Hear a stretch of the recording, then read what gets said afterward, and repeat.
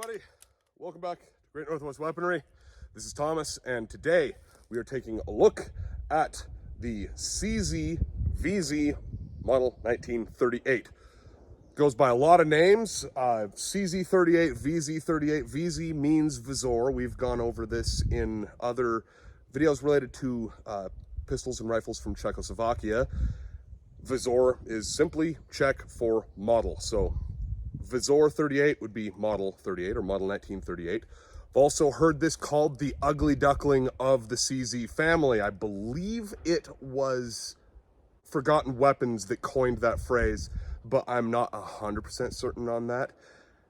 Regardless, it is a very interesting pistol, very different history. Speaking of which, let's go ahead and hop over to the gun room and talk about said history. Now, we've often kicked off the gun room segment of these demo videos stating that a gun either had a very complicated history or a very straightforward history. The CZ38, I would say, had a very unfortunate and kind of strange history. These were designed to replace the VZ24 and 27 line of pistols. The CZ factory actually directly designed these, so calling this a CZ38 is actually more accurate than many other models of Czech weaponry that predate it. A lot of it, you'll see people say, CZ24 pistol, VZ24 rifle. They are just both VZ24. This, to call it a VZ38, not inaccurate. Also a CZ28. We've talked about that a little bit already. Another common name for them at the time was the Pistol 39T. This is what the Germans called them, and we'll get to that in just a moment. So, in 1938, the Czech military accepted this new design. It's a 380, 9 rounds, double action only, very simple blowback design, very odd looking pistol. I've always said that I really like weird guns. This very much fits the category of weird more than it fits anything else. I don't know that I'd necessarily say it's a good or bad design. It's just strange. But anyway, 1938, they accept the design. Takes about a year to get all the tooling together to get stuff rolling. March 11th, 1939, testing of a pre-production batch began, and 4 days later, Nazi Germany occupied Czechoslovakia. Production ground to a halt briefly, but the Germans wanted the batch to be finished, and so let them go ahead with it. The initial batch was 41,000 guns. I don't remember the serial number range on it, but it's pretty easy to find. It's all in the 200,000 plus range. These were meant to just directly replace the CZ or VZ24 pistol, and I do believe they picked up right where the serial number range left off on those pistols. I could be mistaken on that, but that's kind of how I've understood what I've read on the topic.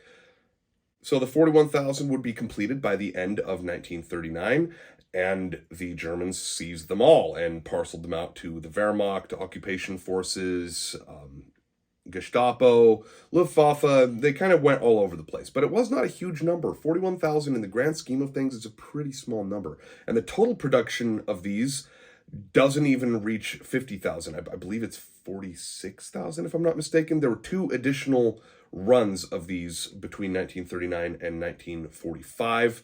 Production did go all the way until 1945 by my understanding, but only another 4,000 would be made. 3,000 specifically for the Luftwaffe and 1,000 for export. The export pistols will have a B in the prefix to the serial number, and it is believed that these were meant for export specifically to Bulgaria. Again, serial number ranges for the initial batch, the Luftwaffe batch, and the export batch can be pretty easily found online.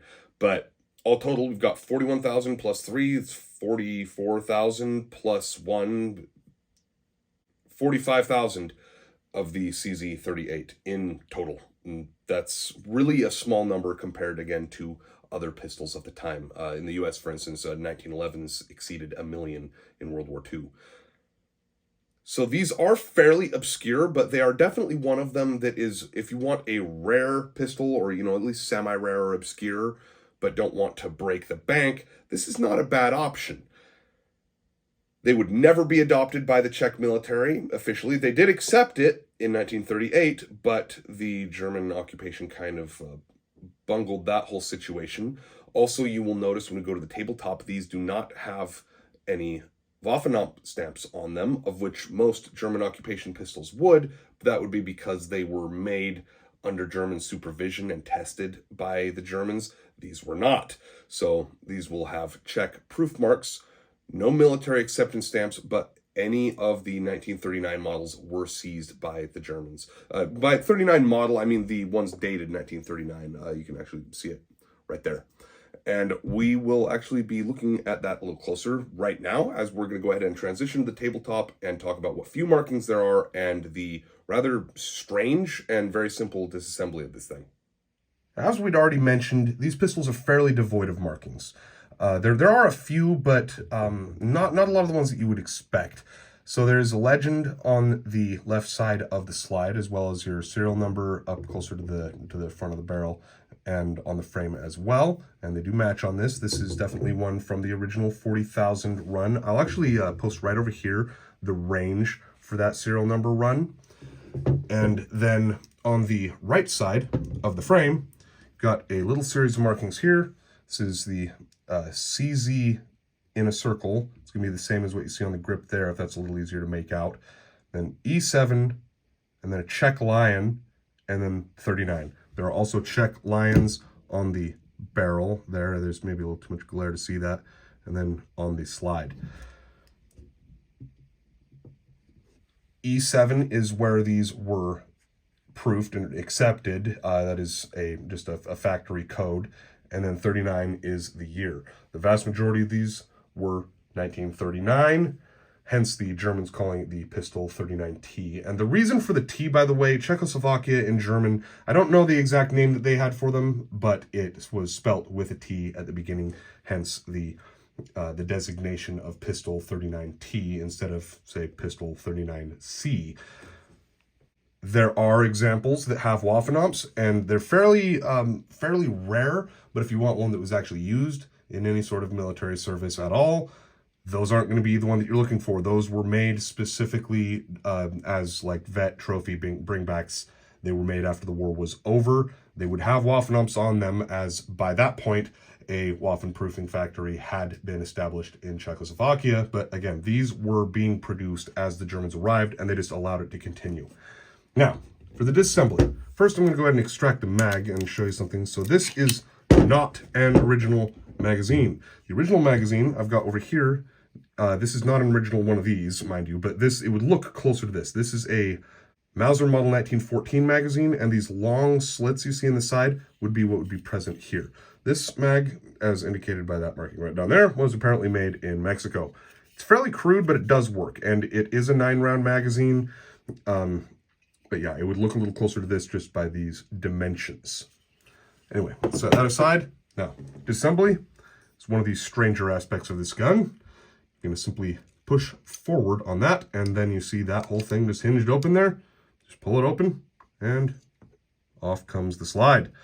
Everything here is attached. To take it apart any farther, you would need some degree of gunsmithing know-how, but for general takedown, could not be easier. Push, pull, slide. Boom. Then to put it back together, you just slide that back on, and then push this down, push that in, and release it. And it is good to go. Now, I'm going to go ahead and take this back out to the range and put another mag through it. Loading this thing is pretty standard fare for European pistols of the time. It is a heel release, so you're going to take your loaded magazine, 9 rounds rather, in this case. And what I do is I put my thumb against the back of the grip and press back on that latch and then slide in. Got a bug on my arm. This is a double action pistol, so I'm gonna rack it, and then it is double action only. So you notice the hammer does not pull back. We discussed this a bit earlier. And yeah, we're probably 15 paces from the target, which is pretty standard for how these pistols were intended to be used. So here we go.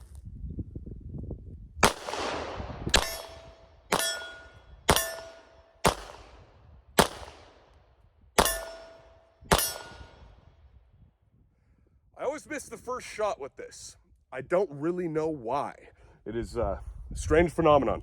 The slide locks open on empty mag. You have to pull the mag out for the slide to go down. And again, it is a heel release. So you pull back on that. I usually push it with my thumb and then use my pointer finger to wrap around this base plate and pull it out.